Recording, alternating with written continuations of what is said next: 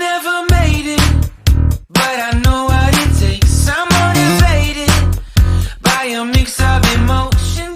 Olá, queridos, tudo bem com vocês? Boa tarde. Hoje nós vamos ter mais uma aula de arte, aqui uma aula virtual, tá bom? Então me acompanhe. Eu quero que vocês abram o livro de vocês na página 28, que é a página que ficou para atividade de casa na aula anterior.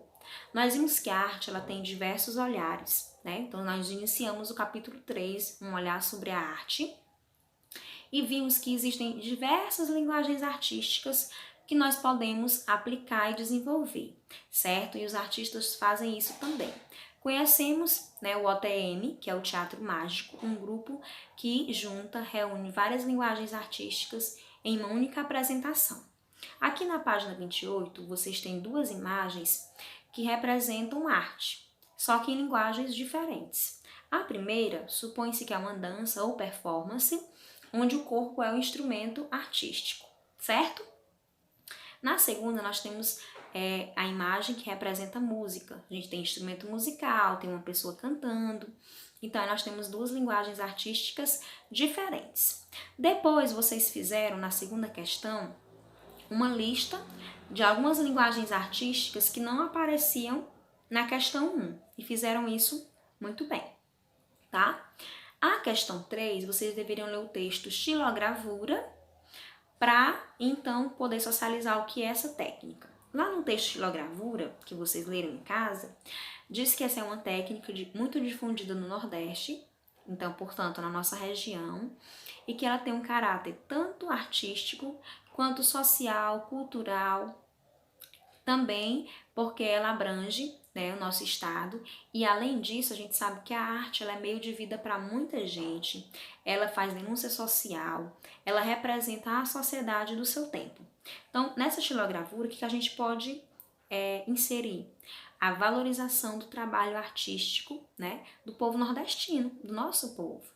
Então, o que é uma xilogravura? Eles pegam uma chapa de madeira, cravam o desenho com goma, com instrumentos cortantes, fincam o desenho nessa madeira, né, marcando o desenho. Em seguida, eles passam tinta e pressionam no papel. Então, aí, eis a técnica da xilogravura. É uma técnica de impressão, tá? E aí, vocês têm 4 xilogravuras no livro de vocês. A primeira é Samico, de Samico, é a caça. A segunda é Samico Criação, que ele fez pássaros e peixes. E aí, vocês conseguem ver tanto pássaros quanto peixes. A terceira é Júlia e a chuva de prata, e aí vocês conseguem ver realmente essa chuva vindo sobre ela. E a última, que é de J. Borges, é o casamento do bode. E a gente pode perceber que a xilogravura, embora a gente veja muita xilogravura preto em branco, a gente também pode fazer xilogravura colorida. Só que para cada cor é uma matriz diferente, então exige bem mais trabalho, tá bom? Na página seguinte, que é a página 30, aliás, vocês têm um texto que é uma pequena viagem pelo mundo da arte. E lá vocês têm uma obra Desvio para o Vermelho, que é uma instalação artística.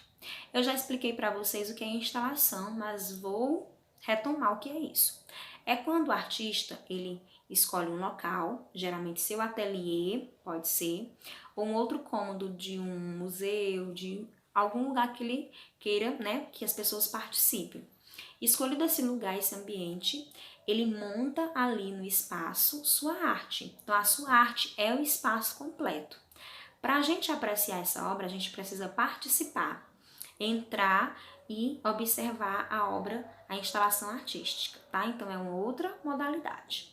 O que vocês estão vendo aí é uma fotografia dessa instalação, porque eles instalam por um período e depois eles desfazem, porque eles vão fazer uma nova arte naquele local. Então, o que vocês estão vendo é uma instalação, certo? Então, vocês vão ler o texto, o caminho, né, a viagem pelo mundo da arte, e vão compreender que a arte está muito ligada a conhecimento, a cultura, né, a demonstrar as características de um povo, os ideais de um povo. Então, a arte ela é um documento. E quando você viaja pela arte, você tem a possibilidade de conhecer coisas novas, mundos novos, né, oportunidades diferentes também de ver o mundo, tá? Agora a gente vai analisar a imagem da página 31, tá? Vamos lá. Então, meus amores, dando continuidade à nossa aula de arte, nós agora vamos analisar uma obra de Tarsila do Amaral. Isso mesmo, Tarsila do Amaral. Tarsila do Amaral, ela foi uma pintora e desenhista que nasceu lá no município de Capivari, em São Paulo. Então, é uma artista brasileira, certo? Ela é conhecida porque ela utilizou em vários dos seus trabalhos muitas cores e formas geométricas. Então, suas obras se tornaram referência por isso. Fez parte do grupo, né, que era um grupo do movimento modernista, em 1922, chamado Grupo dos Cinco. Entre essas 5 pessoas estava ela, Anita Malfatti, Oswald de Andrade, Mário de Andrade e também Menotti Delpicia. Esses artistas juntos, eles fizeram um grande movimento no Brasil, revolucionando então a maneira de se fazer arte que existia até essa época. Esse movimento modernista no Brasil, ele foi um movimento que abarcou tanto as artes plásticas quanto a literatura, e ele ganhou força após essa Semana de Arte Moderna, né? Foi uma semana com conferências e exposições artísticas, onde eles demonstravam o desejo que eles tinham de produzir uma nova arte sem tanta regra e uma expressão artística mais livre. Então, eles buscavam liberdade e expressão artística, tanto na literatura quanto nas obras plásticas. E aí, essa maneira inovadora de fazer arte, ela trouxe o quê? Também muita motivação para outros artistas na época, tá? Tarsila do Amaral, assim como outros artistas, eles estudavam na Europa e eles aprenderam essas técnicas e estilos da arte moderna europeia. E aí eles vêm ao Brasil produzir essas obras de arte com essa técnica europeia, mas valorizando o Brasil, valorizando o nosso país, nossas raízes nacionais, valorizando toda a força do povo brasileiro através de suas criações artísticas, certo? Então, Tarsila do Amaral, apesar dela não ter participado da Semana de 22 aqui no Brasil, mas ela ficou conhecida porque ela representou o Brasil com várias cores e formas, certo? Então, vocês vão fazer a leitura do texto do livro de vocês na página 31 e 32, certo? Para vocês conhecerem um pouco mais sobre Tarsila do Amaral. Nessa obra, Operários, que vocês estão vendo, ela quis demonstrar, né, o processo de industrialização que o país vivia nessa época. Então, era um processo de industrialização que estava acontecendo em São Paulo e estava tendo na época também muitas imigrações dos operários na época.